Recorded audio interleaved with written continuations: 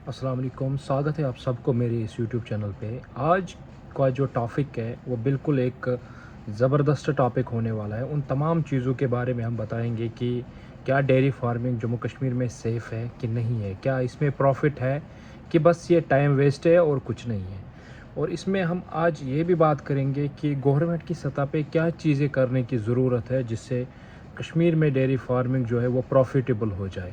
इन तमाम चीज़ों पे हम बात करेंगे कि उन सब का सवालों का जवाब भी देंगे जो इस डेयरी फार्मिंग को फिर से शुरू करना चाहते हैं या इसमें आना चाहते हैं। सब सवालों का जवाब देते रहेंगे हम आज इस वीडियो में। आप हमारे साथ बने रहिए इस वीडियो के एंड तक, और आपको हमारा काम कैसा लगा उस पे आप ज़रूर अपनी सजेशन देते रहिए और हमारे चैनल को सब्सक्राइब करते रहिए।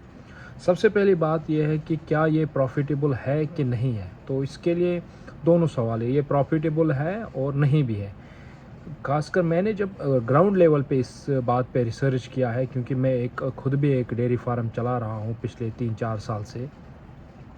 तो इसमें सबसे पहली बात ये होती है कि लैक ऑफ नॉलेज। हमारे पास उतनी नॉलेज नहीं रहती है, कंप्लीट नॉलेज नहीं रहती है कि जिससे हम इसको प्रॉफिटेबल बना सकते हैं। हम बस किसी का वीडियो देख लिया और किसी की बात मान ली कि आके हमने डेयरी फार्म स्टार्ट किया, तो उसके बाद हम इस चक्कर में ऐसे फंस जाते हैं कि फिर हम इससे निकल नहीं पाते हैं।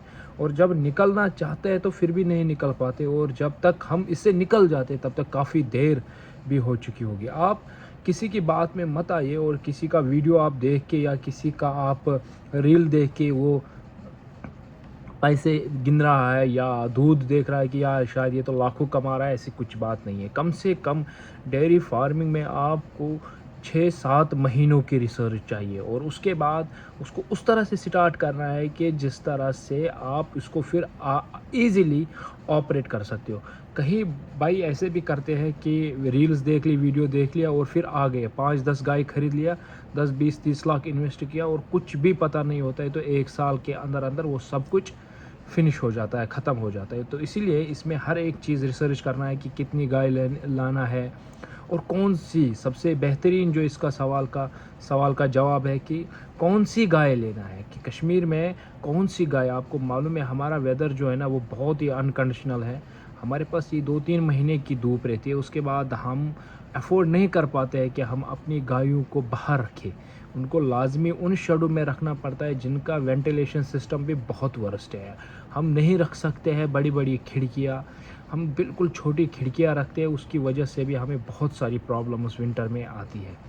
तो अगर आप इस डेयरी फार्मिंग में आना चाहते हो तो सबसे पहले आप बिल्कुल एक ज़ीरो लेवल से स्टार्ट कीजिए। आप नहीं करिए कि मैं 10-15 गाय लाऊंगा, 20 गाय लाऊंगा और एक साथ लाखों कमाऊंगा। आप 1-2 गाय से स्टार्ट कीजिए, और वो भी वो गाय जो कि कश्मीर में ही पैदा हुई हो, चाहे वो एचएफ हो, चाहे वो जर्सी हो, कोई भी हो, लेकिन उसका ओरिजिनल कश्मीर में ही होना चाहिए। और आप ये भी याद रख ले, आप बिल्कुल 8 महीना 9 महीना की गाय मत लेके आए, जिसका गबन 8-9 महीना का हो, जो बिल्कुल डिलीवरी होने के लिए तैयार हो, वो भी मत लाइए। आप काम कीजिए, हमेशा एक ऐसी गाय लेके आइए जो दूध देती हो, 2-3 महीना हुए हो, 1-2 महीना हुए हो, या 10-15 दिन 20 दिन हुए होंगे।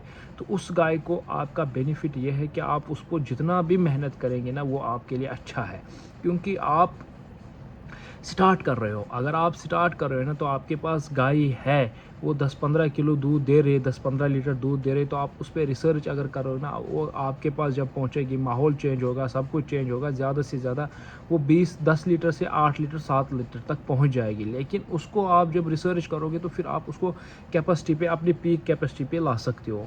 अब ये क्या होता है कि हमारे पास जो नई गाय होती है, जो 9 महीने का 8.5 महीने का गबन होता है, अब बिल्कुल डिलीवरी के लिए रेडी होता है, तो उसमें क्या होता है कि हम उस चीज़ को रिसर्च के तौर पर जब लेते हैं, क्योंकि हमें कुछ पता नहीं होता है कि कैसा क्या करना है, तो वो फिर ज़ाया हो जाता है। फिर सबसे जो बुरी बात उसमें होता है कि जब वो गबन देता है, वो बछड़ा देता है, बछड़ी देती है, वो मर जाता है, फिर वो बहुत ही बड़ा लॉस है। इसलिए भी लॉस है कि एक फार्मर की बस इसी चीज़ पे फोकस रहता है कि जो इसका गबन आएगा, जो इसका खौफ आएगा, उसमें इन्वेस्ट, वही मेरा इन्वेस्ट है, वही मेरा एक ऐसा चीज़ है, इसमें फ़ायदा है।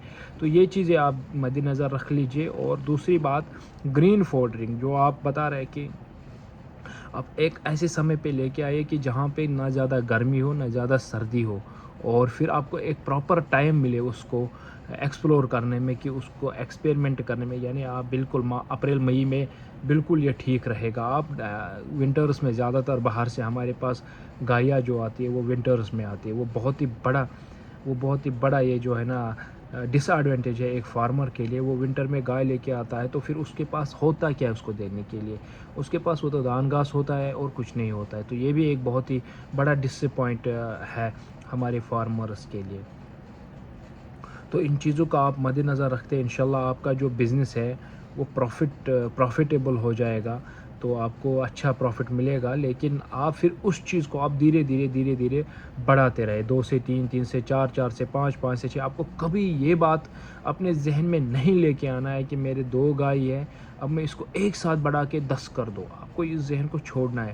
آپ کے پاس 1 گائے ہے، اس کو 2 میں کنورٹ کیجیے. 2 ہے اس کو 3 میں، 3 ہے 4، 4 5، پھر ایسے ایک ایک کر کے آپ 2-3 سال میں، آپ دیکھیں اگر 2-3 سال میں آپ 10 پہ بھی پہنچو گے نا، تو وہ بہت ہی 4 سال اگر آپ کو بھی لگ جائے گا 10 تک پہنچنے میں، وہ آپ کی بہت بڑی سفلتا ہے. کیونکہ اگر آپ ایک ساتھ لے کے آتے ہیں نا تو اس میں بہت ساری پرابلمز ہوتے ہیں. دودھ کا پرابلم ہو جاتا ہے اس میں، ماحول کا چینج ہوتا ہے تو کچھ تو مر جاتے ہیں. تو اسی لیے میں آپ کو یہ بھی پریفر کروں گا کہ آپ باہر کی گائے لے کے مت آئیے. جتنا ہو سکے نا آپ کشمیر کی گائے لے کے آئے، بھلے وہ 10 لیٹر ہی دودھ دیتی ہو نا، تو اس کا خرچہ بھی کم ہے. آپ جب سوچتے ہو کہ میں باہر کی گائے لے کے آؤں گا، وہ بہت ہی بڑا ڈس پوائنٹ ہے. آپ کو اس کو سنبھالنا بہت مشکل ہوتا ہے. اس کے ماکن آ جاتے ہیں اور اس کو بہت سارے ایسے چیزیں ہو جاتی ہیں.